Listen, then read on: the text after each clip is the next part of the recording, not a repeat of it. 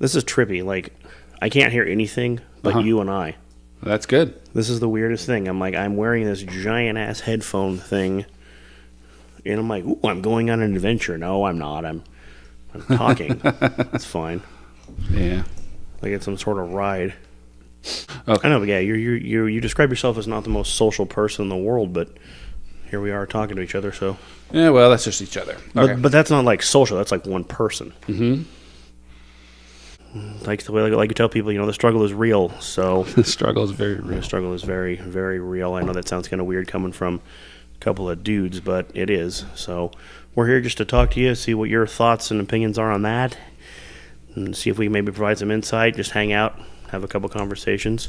So a little bit about yourself, Dave. Background story. Well, My dad. We'll just go with a little backstory. My dad has 10 sisters. He's one of 12. Jesus. He has one brother. I guess there's nothing to do in California except keep each other hump? Yeah, except I'm from a small town, Lodi, California, about 70,000 people. Grew up there, out in the country. My mom and dad, we were in about 2 acres, kind of a farmhouse, kind of all by myself. Now that I'm like, why was I ever out there like by myself? Like, I'm kind of a social person. Why would you? And my parents knew this too. They're like, why would you put this kid that just likes to yap, like, confine them to somewhere, confine them out here where there's like nobody to talk to but like trees. Oh yeah, Dust in the wind. yeah. We had like 35 or 40 walnut trees. I'm allergic to walnuts. I was telling Dave about this morning. I actually came from the south part of town. He lives in the north. We live 35 miles from one another. I couldn't fathom that. And we're still in the same town. This together for, I don't know, 2 or 3 weeks now, maybe. If that, but I mean, you came to me. Maybe. So here's the idea behind this. Dave actually came to me. I walked out into the shop where we are, and he comes up to me and says, "Hey, you want to do a podcast?" Like out of nowhere, like have you seen the weather? Or what are you wearing? Just this random idea. What like, are you wearing? Yeah, what are you wearing? You can see what I'm wearing. Get away from me, creep. So, yeah, he comes up to me and says, "Hey, you want to do a podcast?" And I went, "Well, I've heard worse ideas." You actually put together pretty quick. It went from a concept of let's do this to here we are. We're recording first episode, and again, if you are still listening, thank you so much. Be, That's a huge deal. 17 minutes of it in there. There we go. Not too bad. I think. We'll see. But our setup's pretty basic. If you're talking about like if we're wanting to like help people or in general or just give guidance, and we really want to know like what you think, and we really want to get the audience involved and like what do you think? What do you have ideas? We may not respond to them via email or through the forum, but we will address them on air. I can tell you that much. You will be contacted, I assure you. Your time will not be wasted. Yeah, contacted or at least acknowledged in some way, shape, or form.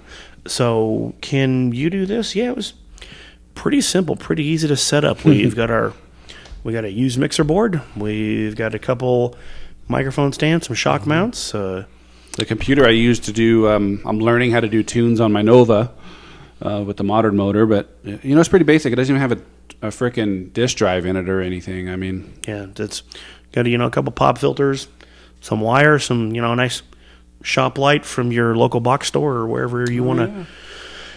Yeah, we get the whole. Dave set up this whole section right here just for the car. It's gonna be the cool background and everything. And messaged me like last night. Goes, "Hey, the car's not here." I went, "Okay." Gosh, let's talk about kids. I've got 2 girls, so those of you that aren't watching on, the YouTube, I've got some, I'm 37, so I'm gonna be 38 in August, and got some gray hairs coming around every day. I look in the mirror and I'm like, what is that? It's gray hair, dummy. I feel like the only, I don't know, man. I guess the only thing to expect is just expect the worst and hope for the best. And I mean that. Yeah. I mean that in like multiple different areas. Like for me, my wife and I have a 23-year-old stepson, so it's my wife's kid, but I don't play the step kid thing. It's whatever. So we have a 23-year-old son. We have a son that recently turned 12.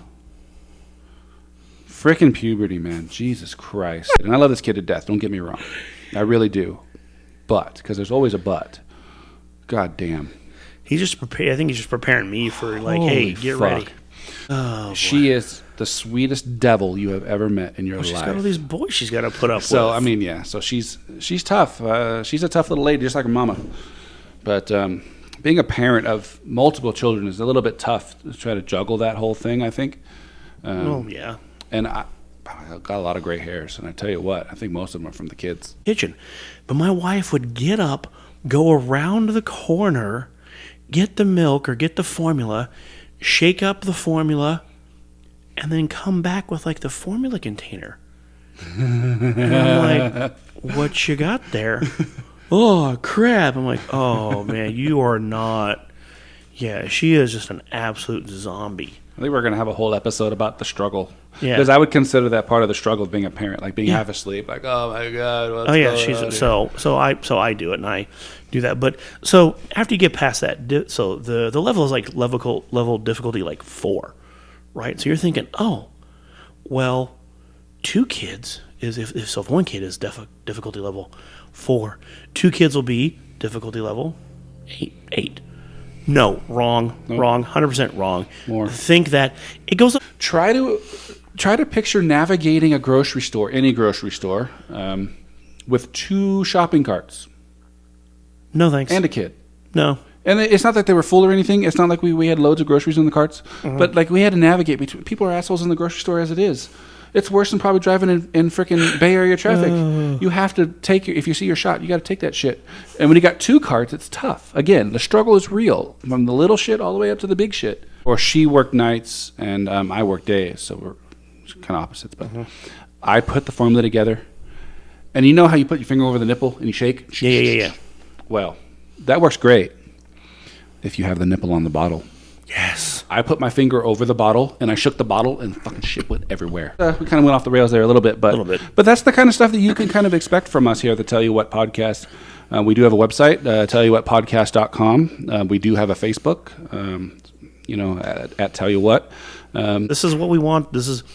We want to know kind of like what you think, because just think of it as like you're like the third person in the conversation. And if we get enough participants and enough folks there that we get like, there's always usually folks that comment quite a bit. Those nosy fuckers on the side. Yeah. They're like, hey, that's after this. Again, thank you guys for listening. We'll thank you very much. See what else is going on, and you guys have yourself a great day. Thank you.